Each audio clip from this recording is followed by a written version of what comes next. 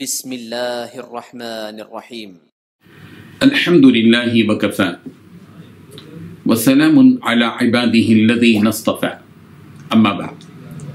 حاضرین و ناظرین، یہ درس نمبر 1684 ہے اور آج سورہ سبا کی 3 آیتوں کی تلاوت اور تشریح کی جائے گی۔ آیت نمبر 34، 35 اور 36، 34، 35 and 36۔ چلیے سب سے پہلے ہم ان 3 آیتوں کی تلاوت کرتے ہیں، لفظی ترجمے اور ترجمے کے بعد تشریح کرتے ہیں۔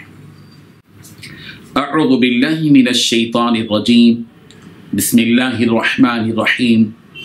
وما ارسلنا فی قریۃ من نذیر الا قال مترفوها انا بما ارسلتم به کافرون وقالوا نحن اکثر اموالا واولادا وما نحن بمعذبين قل إن ربي يبسط الرزق لمن يشاء ويقدر ولكن أكثر الناس لا يعلمون۔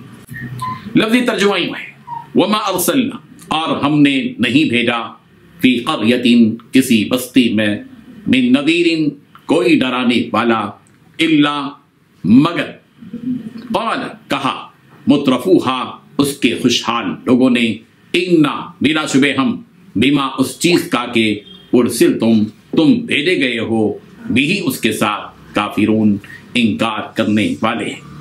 وقال، اور انہوں نے کہا، نحن اکثر، ہم زیادہ ہیں تم سے، اموالا و اولادا، مال اور اولاد میں، وما نحن، اور ہم نہیں، بمعذبین، عذاب دیے جائیں گے۔ قل، کہہ دیجئے پیغمبر، ان ربی، بے شک میرا رب ہی، یبسط الرزق، رزق کشادہ کرتا ہے، لمن یشاء، جس کے لیے وہ چاہتا ہے، ویقدر، اور تنگ کرتا ہے، ولکن اکثر الناس، لیکن اکثر لوگ، لا یعلمون، نہیں جانتے۔ ترجمہ یوں ہے، اور ہم نے کسی بستی میں کوئی ڈرانے والا نہیں بھیجا، مگر وہاں کے خوشحال لوگوں نے کہا کہ جو چیز تم دے کر بھیجے گئے ہو، ہم اس کے قائل نہیں ہیں، اور یہ بھی کہنے لگے کہ ہم بہت سا مال اور اولاد رکھتے ہیں اور ہم کو عذاب نہیں ہوگا۔ کہہ دو کہ میرا رب جس کے لیے چاہتا ہے روزی فراخ کر دیتا ہے اور جس کے لیے چاہتا ہے تنگ کر دیتا ہے، لیکن اکثر لوگ نہیں جانتے۔ ان 3 آیتوں میں 6 باتیں بتلائی گئی ہیں۔ پہلی بات، جس کسی بستی میں ہم نے کوئی خبردار کرنے والا پیغمبر بھیجا، اس کے خوشحال لوگوں نے یہی کہا۔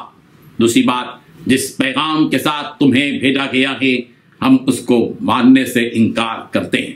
تیسری بات، ان لوگوں نے کہا کہ ہم مال و دولت میں تم سے زیادہ ہیں۔ چوتھی بات، ہمیں عذاب ہونے والا نہیں ہے۔ پانچویں بات، کہہ دو کہ میرا پروردگار جس کے لیے چاہتا ہے رزق کی فراوانی کرتا ہے اور جس کے لیے چاہتا ہے تنگی کرتا ہے۔ چھٹی بات، لیکن اکثر لوگ اس بات کو سمجھتے نہیں ہیں۔ بزرگان محترم، جب کبھی کسی نبی کو اللہ تبارک و تعالیٰ نے کسی قوم کے پاس بھیجا تو اس قوم کے غریب اور مسکین حال لوگوں ہی نے ان کے نبی ہونے کا اقرار کیا، اور جو سردار قسم کے امیر ترین لوگ تھے، چودھری قسم کے سردار قسم کے لوگ تھے، ان لوگوں نے ہر نبی کو جھٹلایا اور ان کے ساتھ بھیجی ہوئی کتاب کو بھی ماننے سے انکار کیا۔ اس آیت کے شان نزول کے سلسلے میں حضرت ابن زید رضی اللہ عنہ سے مروی ہے کہ 2 آدمی آپس میں تجارت میں شریک تھے۔ وہ کسی جگہ رہا کرتے تھے، ان میں سے ایک ساحل کی طرف جا کر رہنے لگا اور دوسرا اسی جگہ رہنے لگا۔ پھر جب نبی رحمت صلی اللہ علیہ وسلم کو نبوت ملی تو اس ساحل پر جانے والے نے اپنے ساتھی کو خط لکھ کر نبی رحمت صلی اللہ علیہ وسلم کے بارے میں پوچھا کہ ان کا کیا معاملہ ہے۔ اس ساتھی نے اس ساحل والے ساتھی سے کہا کہ قریش میں سے صرف کم مرتبے والے اور مسکین لوگوں ہی نے اس شخص کی اتباع کی ہے۔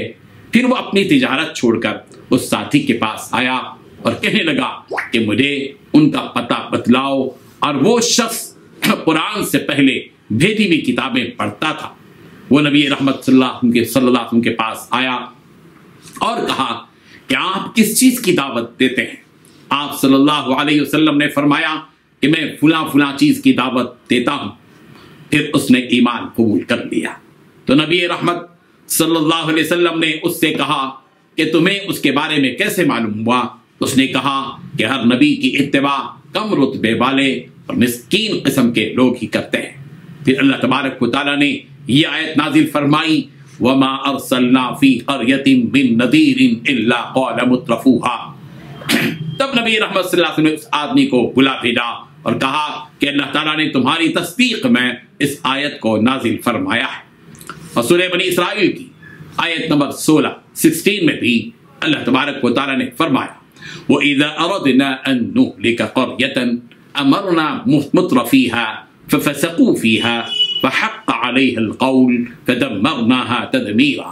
और जब हम किसी बस्ती को हलाकत का इरादा कर लेते हैं तो वहां के खुशहाल लोगों को कुछ हुक्म देते हैं और वो उस बस्ती में खुली नाफरमानी करने लगते हैं तो उन पर अदाब की बात साबित हो जाती है, फिर हम उसे तबाह व बर्बाद कर देते हैं। सूरत ज़ुख़रुफ़ की आयत नंबर 23 में भी ये बात यूं की कही गई, वकज़ालिका मा अरसलना मिन क़ब्लिका फ़ी क़रयतिन मिन नज़ीरिन इल्ला क़ाल मुत्रफूहा इन्ना वजदना आबाअना अला उम्मह व इन्ना अला आथारिहिम मुक़्तदून। इसी तरह आज से पहले भी हमने जिस बस्ती में कोई डराने वाला भेजा, वहां के आसूदा हाल लोगों ने यही जवाब दिया कि हमने अपने बाप दादा को एक राह पर एक दीन पर पाया, हर हम तो उन्हीं के नक्शे पा की पैरवी करने वाले हैं। उन मालदार लोगों के ईमान न लाने की क्या वजह थी? इसे अल्लाह तबारक व तआला अगली आयत में बयान फरमा रहे हैं कि उन लोगों को अपने माल और अपनी औलाद पर बड़ा फख्र और घुमंड होता था। इसी वजह से वो लोग कहा करते थे कि हम तो ईमान वालों से ज्यादा मालदार हैं और हम ज्यादा औलाद वाले भी हैं, तो अगर अल्लाह ताला हमसे राजी न होता और हमसे नाराज होता तो वो हमें इस तरह माल और दौलत और औलाद से न नवाजता। जब उसने हमें ये सारी चीजें अता की हैं तो इसका मतलब यह है कि वो हमसे भी राजी है और हमारे अमाल से भी राजी है। इस बात का जवाब अगली आयत में यूं दिया गया कि अल्लाह ताला नबी रहमत सल्लल्लाहु अलैहि वसल्लम से फरमा रहे हैं कि ए मोहम्मद सल्लल्लाहु अलैहि वसल्लम, आप उन लोगों से कहिए कि ये तुम्हारा जो गुमान है कि अल्लाह ने हमें दौलत और औलाद से नवाजा है, इसका मतलब यह है कि वह हमसे राजी है, ऐसा बिल्कुल नहीं है। वो अल्लाह ताला जिसे चाहे अपनी मर्जी से माल और औलाद अता करता है। इसमें राजी और नाराजी होने की और नाराज होने की कोई बात नहीं है। जैसा कि तुमने बनी इसराइल के लोगों को भी देखा कि फिरौन, हामान और कारून को अल्लाह ताला ने कैसी कैसी नेमतें अता की थी, माल दौलत सब कुछ उनको दिया था, कदम हिजम सब कुछ उनके पास थी, बादशाहत सल्तनत उनके हाथों में थी, लश्कर उनके सामने आंखों के सामने थे, हर किस्म की राहत और आराम और फरावानी उनको थी, मगर वो लोग भी बेईमान थे। दौलत का होना ना होना अल्लाह तबारक व तआला के नज़दीक अल्लाह तबारक व तआला के राजी और नाराज होने की अलामत नहीं है। जैसा कि नबी रहमत सल्लल्लाहु अलैहि वसल्लम ने फरमाया कि अगर अल्लाह के नज़दीक दुनिया की हैसियत एक मच्छर के पर के बराबर भी होती तो वो उससे किसी काफिर को एक घूंट पानी भी न देते। यानी अल्लाह के नज़दीक इस दुनिया की कोई कीमत और हैसियत नहीं है। लेकिन अक्सर लोगों को ये बात समझ में नहीं आई और नहीं आती। वो लोग तो यही गुमान करते हैं जैसा कि तुम लोग गुमान कर रहे हो। अल्लाह तबारक व तआला इन आयात से हम सबको सबक हासिल करने की तौफीक अता फरमाए। आमीन व आखिरु दावाना अनिल हम्दुलिल्लाहि रब्बिल आलमीन।